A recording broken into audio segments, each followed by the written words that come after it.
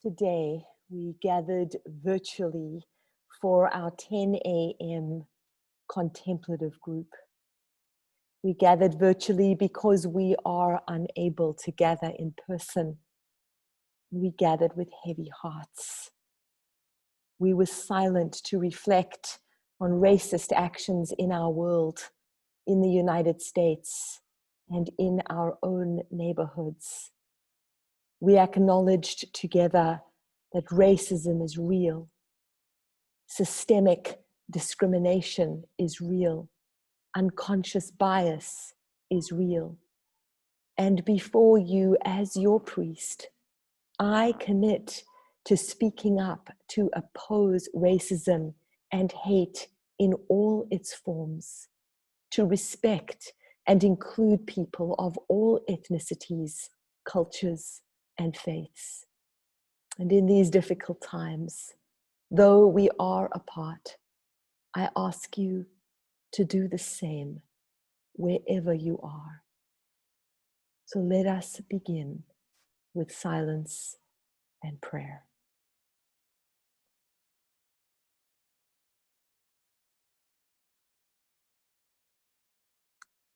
For your household, with its blessed diversity of races and ethnicities, we give thanks, O God.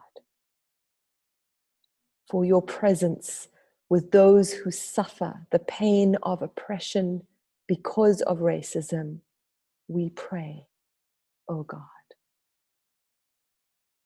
For the courage and commitment of those who challenge injustice, we give thanks, O God. For your forgiveness, for our denial and apathy when we have cooperated with powers of dominance and discrimination, we pray, O God. For ears to hear stereotyping in church and community, and the courage to name it, we pray, O God. For eyes to see exclusion in our lives and churches, and for resolve to confront it, we pray, O God. For minds to address what the conscience knows, we pray, O God. For hearts freed of cynicism and despair and renewed with hope, we pray, O God. For faith that acts on the certainty of your love for us and on your desire that we honor our differences and live in harmony, we pray, O God. We pray in fellowship with those from this time and beyond time who have witnessed to your call to community. We covenant with you and each other to be your instruments of justice and reconciliation in this time and in this place. In the name of Christ, who is loving, just, and forgiving, we offer our prayer. Amen. So I sit here in our sanctuary of St. Catherine's. And like you, I am wondering when we can return to worship in this church building. The Diocese of New Westminster has issued a reopening phased plan, and I'd like to share some of that with you in this message. You can find the link in the written version of this message. Let me go through the phases with you. We are currently in phase 1. Phase 1 is a time of hiatus where we are not to hold any in-person gatherings. You will see all that is required is online, with tight restrictions and limitations for how many people can be in one place to record the service. And so for this time, we have been making use of Zoom and YouTube and our website.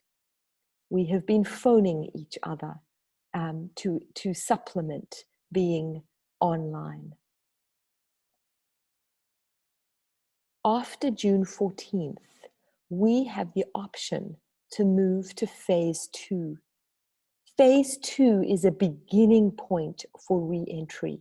It is very cautious, with no in-person Eucharist, a maximum of 50 persons in the building with 2 meters of separation on all sides, no congregating on arrival or on leaving, no coffee hour, no Eucharist in person, the singing of 1 cantor, sanitizing the building before and after, as well as maintaining a visitor's log.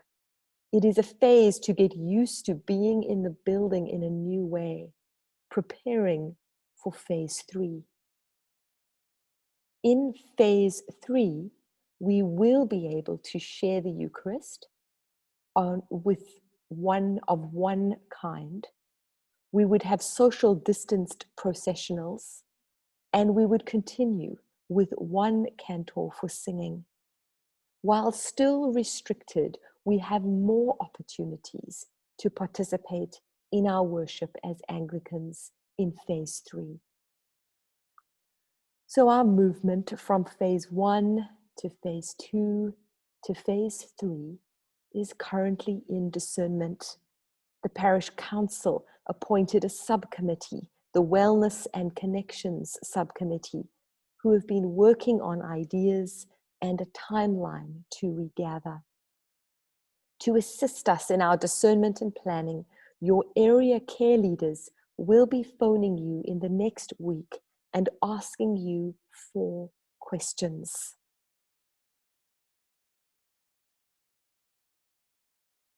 Question 1.